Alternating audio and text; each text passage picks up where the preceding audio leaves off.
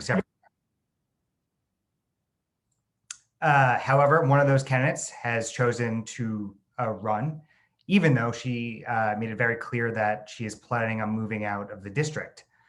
I think we can all agree, regardless of who you are in this race, that anyone running for office should be committed to serving a full term. And one of those candidates, Jen Bounds, who has committed to serve a full term, is here with us this evening. Tonight's forum will be broken up into 4 parts.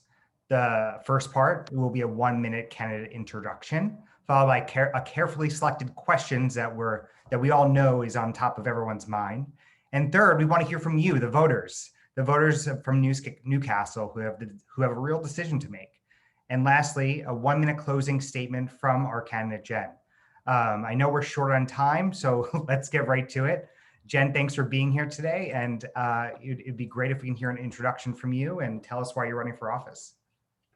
Hi, thank you for joining me in this candidate forum. I want to say a couple of words about the candidate forum that was hosted earlier. A couple people mistakenly called it a debate, and it's not an open debate. It's a forum for candidates who intend to serve office to express their views, and I'm very happy that we have this alternate forum. My name's Jen Bounds. I've lived in Newcastle for 7 years. I've been involved in the lacrosse boards because my kids are avid lacrosse players. I have a stewardship spot with the conservation board because I'm committed to conservation and sustainability. And I am on the CRE, first on the Business and Commerce Committee, and now I am the lead for the farmers market. So I host the pop-up vendors as well as organize the outreach to the community every weekend at the farmers market. I'm committed to equity and inclusion, equal opportunity. I would like to see more walkability and sidewalks, and conservation and sustainability. Those are my core issues, and I would love the opportunity to work on them in a more official capacity instead of just as a volunteer. So thank you again for hearing me out and having me here. Great. Thanks, Jen. I think, probably the question on everyone's mind is this thing we keep hearing about. I think it's called the form-based code. It might sound familiar to you. It's a little bit familiar, yes. Can you tell us about it, and what is it, and are you for it, or are you against it? What should voters be thinking about? I think the first thing that we need to think about is the 6 acres that are currently under consideration in the North Greely corridor, where Rite Aid is, the old Bistro Maxine's. We've seen storefront after storefront closed and nothing's replacing them. And it's not that people and businesses don't want to come to our town. It's the zoning makes a lot of those spaces not economically viable to invest in and to set your business in. So we need to have a code that's more predictable and makes it easier for people to invest in our town. The new place that was on Bedford right next to Quaker Tavern took 3 years to develop, and it was a pretty straightforward apartment building. And I don't know how many business people want to invest in a process without knowing that they're going to get a building permit at the end of the process. So we need to make it clear and make it more desirable for businesses to come to Newcastle and build and invest in our town. And in the process, we'll make our town more equitable, and we can even make it more green, because the spaces that are there are old buildings that are not very carbon efficient. And so we can increase the green building standards and build something better than we have right now in a lot of different ways. Better for business, better for the environment, and better for equity and inclusion. Great. Equity and inclusion seems to be a major pillar of your candidacy. Can you just tell us a little bit more about kind of like what you envision in terms of DEI within the community of Chappaqua and Newcastle, et cetera? Yeah, so my husband's Black, both of my children identify as Black, and I've been an advocate for them since I've moved here, well, since they were born, before I moved here. And I find that there's a lot of asymmetries between the way my children are treated and someone else's children are. And I've always wanted to have a level playing field. So I've started advocating for them in an informal capacity. And then I joined the Council for Race and Equity on the Business and Commerce Committee and proposed having the pop-up vendors at the farmers market as a way to introduce diverse vendors to Newcastle, and hopefully they'll eventually take up permanent roots. I also think that we need to look at the recommendations given by the CRE, give them a line item budget. The CRE desperately needs a budget in order to implement a lot of the items that are there, and then make them a reality. People spent a lot of time and did a lot of work to come up with 300 recommendations to move Newcastle forward. And it took a lot of sweat equity and it took its emotional toll on everyone. And I think that they deserve to see us really make an effort to make it a reality. Great. You talked about your family a little bit. I'm curious, you're raising a family here. How can we be better as a community and as a school district? I think it starts with empathy, like everything else. I think that first of all, when someone tells you that their experience is different, you need to believe them and listen to them and try to understand their lived experience. And I think just going and meeting people where they are instead of how you perceive them helps a lot in the process. And then I also agree with developing a leadership pipeline and asking people with diverse voices to join the different boards and volunteer groups that we have in town so that they're more representative of the town that we live in. There's a lot of diverse voices. There's a lot of different communities that find their home here, and they don't always feel very visible. They don't always feel very seen. And there's a lot of ways that we could increase the visibility and empathy so that we can include everyone and see everyone and have everyone participate more fully. I think we can all appreciate everyone needs a little bit more empathy these days. Definitely. I'm a new resident myself here, and hoping to start my own family here as well and build my own roots. I found Chappaqua on my own just by doing a little Google search. But what can Newcastle do, as an elected body? What can the council do to welcome more families here? Well, I've done my own personal outreach from people in Park Slope that I would love to see move to Newcastle. So I think it starts with personal outreach and just letting people know that this is a really great place to live. I think one of the things that's great about it too is like the access we have to all of this natural beauty and featuring some of those things, I think, beyond our excellent schools and our great communities is a really valuable point. I mean, I think once people found out that you could go, on a long bike ride or go kayak in the Hudson or go to Bear Mountain very quickly, and the ski slopes aren't that far away, people are like, that's kind of a lifestyle that I'm really interested in. And I would like to do that as well. And then also that it is more diverse than people first realize. I think so pointing a spotlight on all of those things would help welcome and draw people into our town. Great. I'm going to move on in 1 second, but I have to ask you, as it's getting warmer outside, are you in favor of a town pool? I am definitely in favor of a town pool. When we first moved here from Brooklyn, I had the two classic city kids that couldn't swim at all. And my son really wanted to swim. He had so much enthusiasm, and we were like, oh, he has to learn how to swim. Otherwise, he's going to have a problem, because he had more enthusiasm than he had talent. So we joined Chappaqua Swim and Tennis, like a lot of people did when we first moved here. And they made you do 2 strokes, one side across, in order to join the swim team. And my daughter barely made it with the second one in her backstroke. There's water all over her face. She's spitting it up like a whale or something. The air is going up. And she's like, I made it. And they joined the swim team and they swam for 2 years. And then they joined the Marlins for 3 years. And my son is now a lifeguard, and my daughter is going through the lifeguard process. And I think just having that life skill of being able to swim and to say, have the ability to save people's lives in the water is a huge benefit for them that they wouldn't have had we not moved to Chappaqua. And also, we moved at the beginning of the summer, and a lot of their first friends were people we met at the pool. And not everyone, I know it's kind of expensive, it's kind of exclusive, and not everyone has the opportunity to just jump in and join a pool club. And I think it would be more welcoming if we can have all newcomers come to a town pool. And I also think, in addition to the town pool, like we're working on a Parks and Rec plan, or the town's working on a Parks and Rec plan, we're working on it as Newcastle. And there's a lot of public spaces that are overgrown with vines or can't really be accessed or used. And I think that restoring them and conserving them and making them a great habitat for wildlife, it would be another way to build community. So there's a lot of ways that we can build community through opening up and making our natural spaces more inviting and more public. Great. As a former lifeguard, I fully endorse them becoming lifeguards. It's an incredible skill, and you get to save lives and have fun at the same time. The Um, diving scared me a little bit, like seeing them flip, and I'm like, oh, like that gave me a little bit of anxiety, but it was a great skill to have too. Definitely. Um, I want to move on a little bit, and on another issue that I think that's on a lot of voters' minds about airport noise and the noise that everyone hears overhead. Can you tell us, what we could do about that, or not we, but what you could do that if you're elected? Yeah, I think that we just have to become really good advocates for our town. I mean, it's noisy and it also produces a lot of pollution.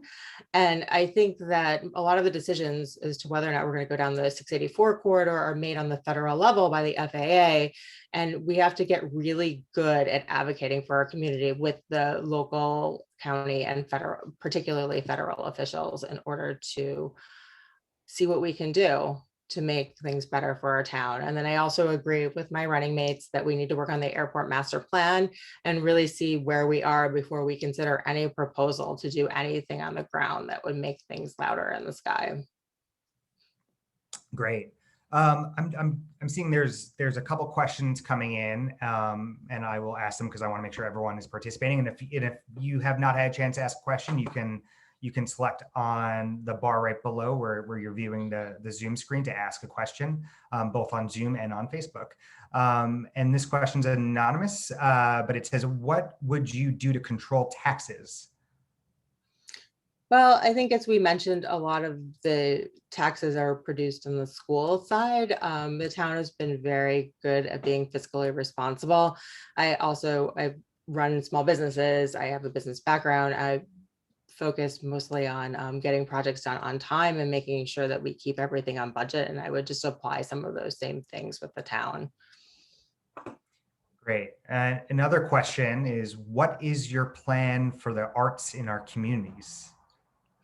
I think there's lots of things that we can do to advocate for the arts. I think we have tremendous artists in the town who are always looking for different platforms, whether it's the performing arts at Chat and the great work that they've done there to raise funds and are continuing to do to rehabilitate the space. And then there's a lot of also visual artists that we can maybe find platforms to express their art as well. I mean, I know that I have neighbors that have shows in New York City, and wouldn't it be great if we can find a forum for them here that would become a draw from all over the town?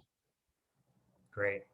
Another one, let's see right here. Why is conservation such an important issue to you, and what would you do about it? Conservation and sustainability are incredibly important to me. I'm working on a local project to restore a park. I got involved in the Vine Squad, mostly because my neighbor had been working on this corner park on Douglas, Dumbo, and Park, and for 17 years, and I had been helping her a little bit. And then last year, she didn't really have the time, and I was like, oh my God, I'm getting overwhelmed. They're growing faster than I can cut them. I need some help. And my husband's an attorney, and he's like, you can't invite the entire town to a public place filled with ticks and poison ivy and who knows what else without getting someone's permission. So I got in touch with the conservation board and applied and became the first steward for the pilot spot. And I think that this is a perfect example because our kids in the neighborhood use it as the bus stop. And so on the corner, there's like two little benches, and somebody planted a thicket of forsythia on one side of it, but the rest of it has become overgrown. And you see the kids going in the summer and like laying on the side of the streams, and they're like getting to know and naming the frogs and naming the snakes and doing all of this stuff. And I think we can just make it a more welcoming environment for all the kids in the neighborhood that use that park. And in the process, we can create a carbon sink with more plants underneath the ground. We can create a habitat for all of the wildlife that likes to live through there, that because we all know that native plants feed wildlife more than invasive plants. And we can come up with invasive species remediation plan. It could be a pilot or a study project to show what we can do with other public spaces in town. Great. A reminder to everyone that you can submit your questions on Facebook Live and on Zoom. Not everyone at once.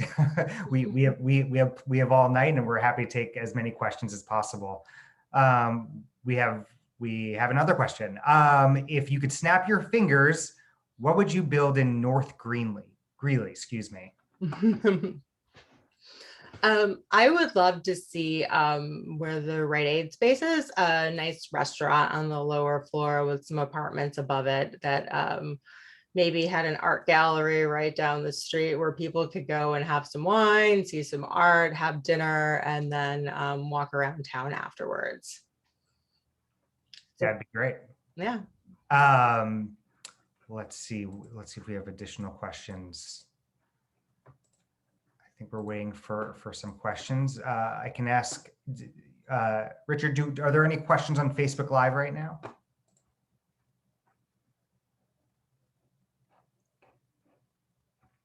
Okay. So just a reminder, you can submit your questions online on Facebook Live and on Zoom, and we're taking them live. We'll answer them live for you. I can talk a little bit about my park too. When I started doing this project as well, Dawn Greenberg was looking for a project with the Chappaqua Children's Book Festival to honor Jean Craighead George, who happened to live in my neighborhood. You could actually see her house from the park, and she was a naturalist. So we thought about renaming the park in her honor, because she has this book coming out called Crowbar, about a crow that walked her children down Begg Drive to the bus stop that we all go to. And in the process of renaming it, I collaborated with a lot of communities and volunteer organizations in town, the library board, the book festival, Scattered Books, the Historical Society, and then outside of the town, the Wolf Conservation Place and some of the other conservation groups, as well as the town historian, all wrote letters in support.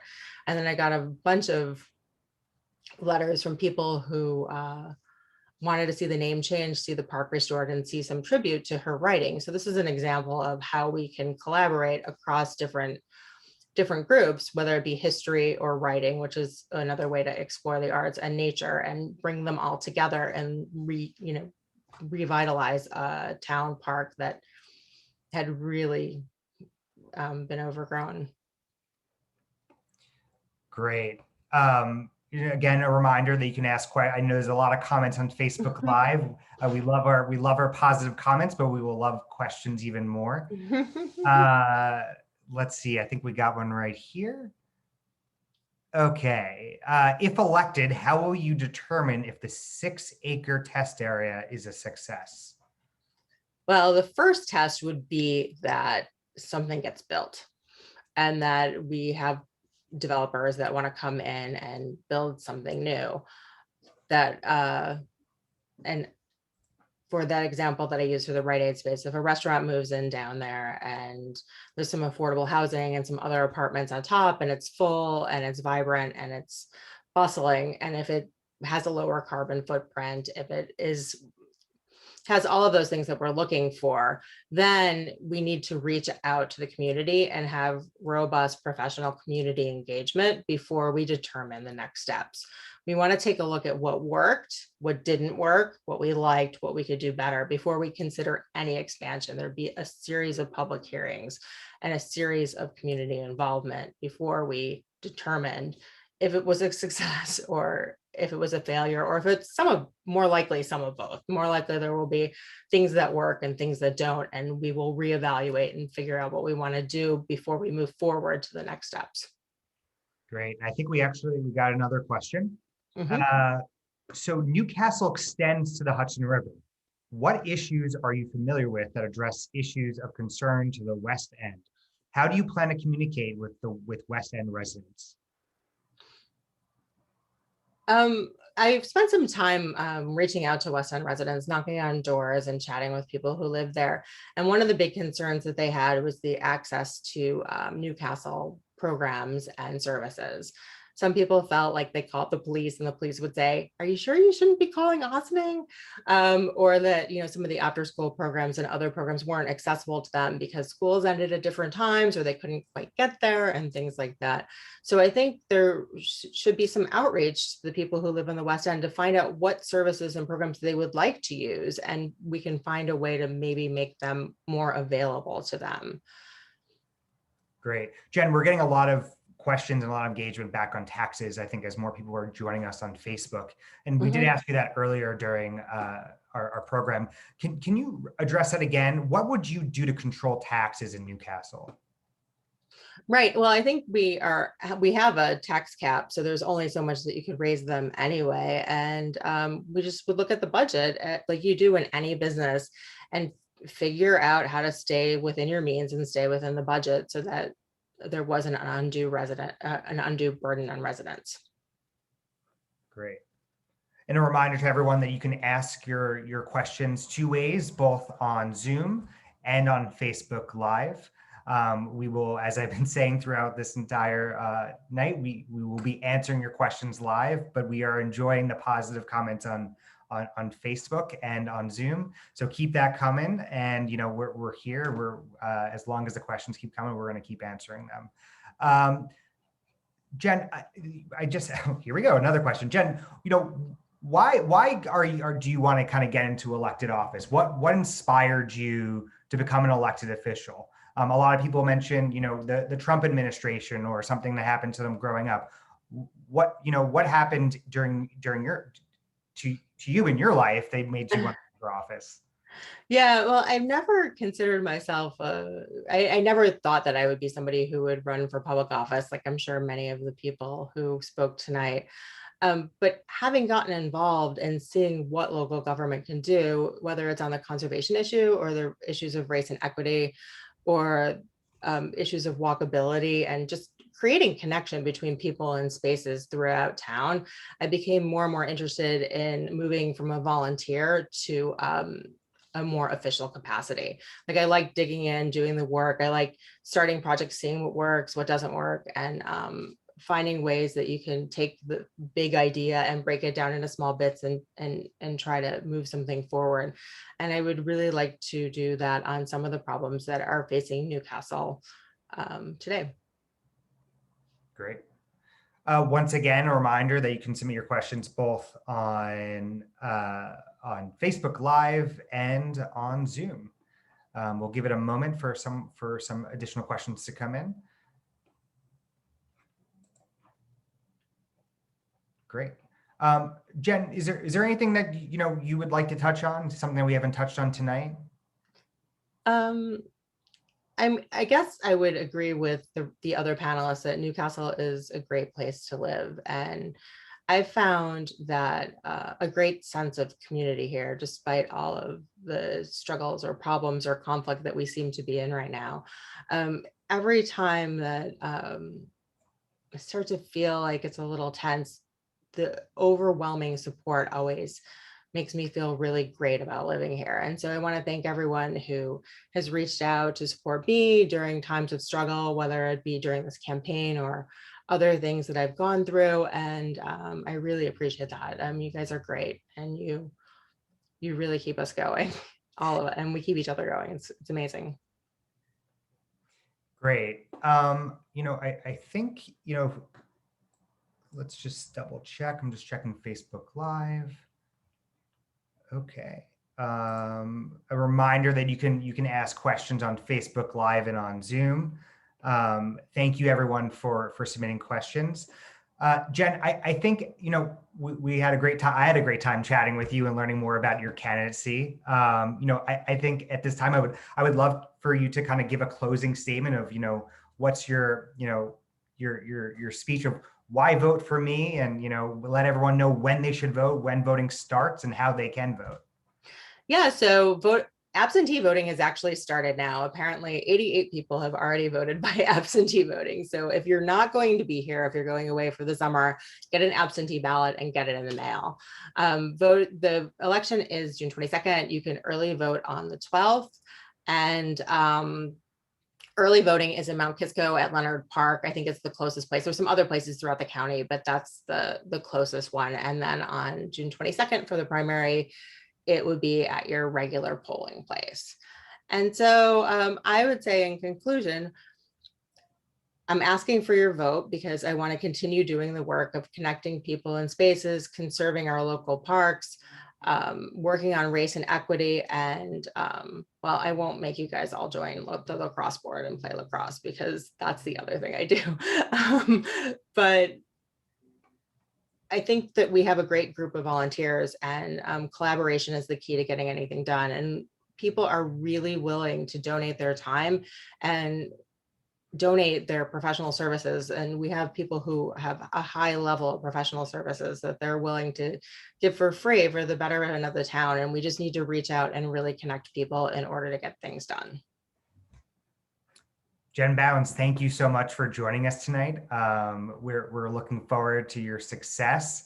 And I hope everyone has a great holiday weekend. And I also would like to recognize Michael Weinberg and Holly and McCall for being on and joining us today. I hope everyone has a great night, and hopefully we'll see you on the street. Yeah, see you around. Please reach out with any questions that you have via Facebook, email, call, Zoom, and we will be good.